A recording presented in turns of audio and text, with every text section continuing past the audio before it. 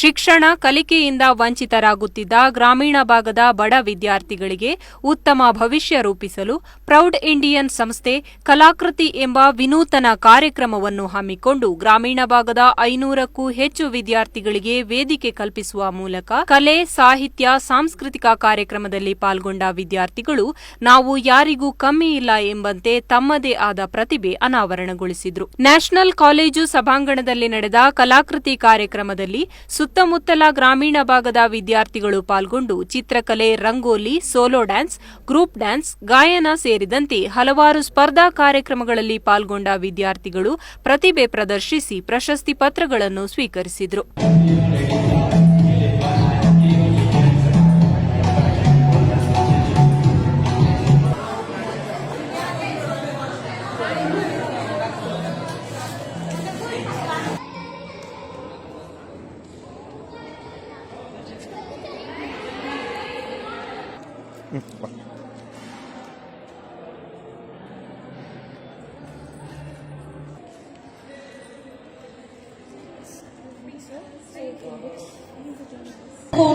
We'll move on to the winners and runners-up of few of the events. So firstly, we'll go with fancy dress female sub-junior section, Proud Indian Center. The runner-up is Sinchana. The runner-up is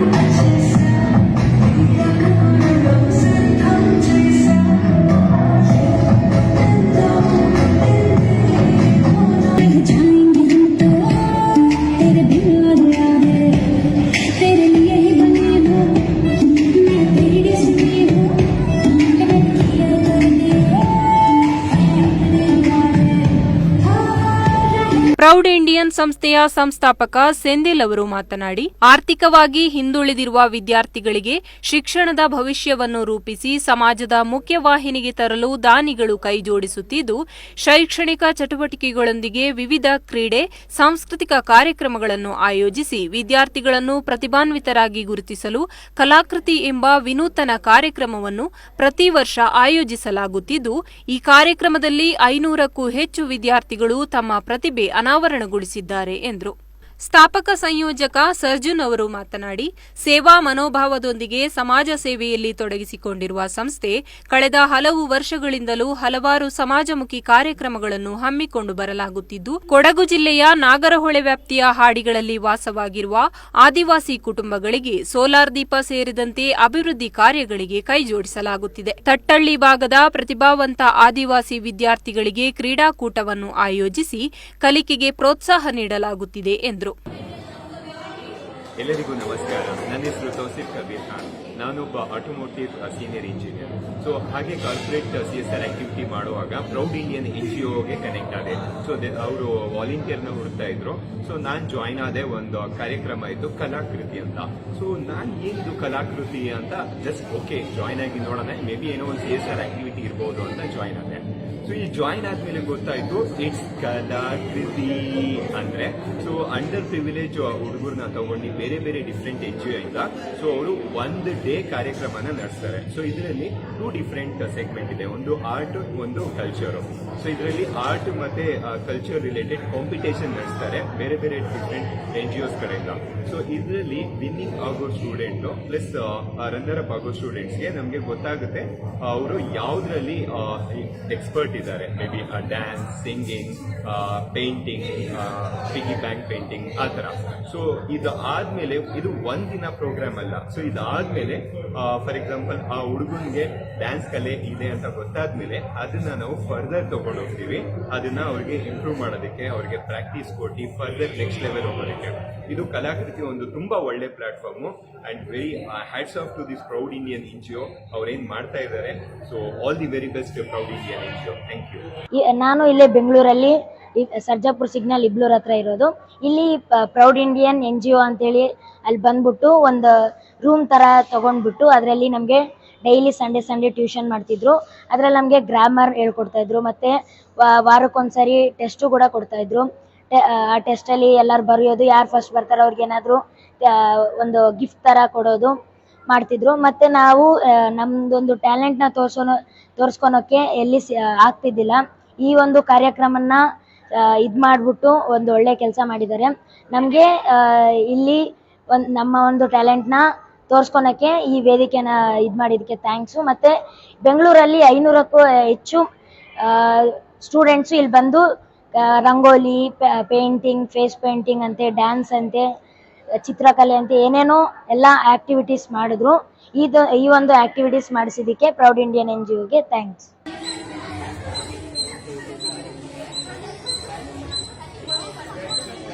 ವಿವಿಧ ಕಾರ್ಯಕ್ರಮಗಳಲ್ಲಿ ಶಿಸ್ತುಬದ್ಧವಾಗಿ ಪಾಲ್ಗೊಂಡ ವಿದ್ಯಾರ್ಥಿಗಳು ವೇಷಭೂಷಣದೊಂದಿಗೆ dance ಕಾರ್ಯಕ್ರಮದಲ್ಲಿ ಪಾಲ್ಗೊಂಡು ಸಂಭ್ರಮಿಸಿದ್ರು. ಈ ಸಂದರ್ಭ ಸಂಸ್ಥೆಯ ಪ್ರಮುಖರಾದ ರಮ್ಯಾ, ಶಿವಾನಿ, ಸೋಮಸುಂದರ್, ದಿನೇಶ್, ಜೋಡಿತ್, ಭೈರವ, ರಾಜ್ಕುಮಾರ್, ಕಬೀರ್, ಅರವಿಂದರಾಜ್, ಕೋಮಲ್ ಸೇರಿದಂತೆ ಮತ್ತಿತರರು ಪಾಲ್ಗೊಂಡಿದ್ರು. TV1 news, SM Mubarak, Kodagu.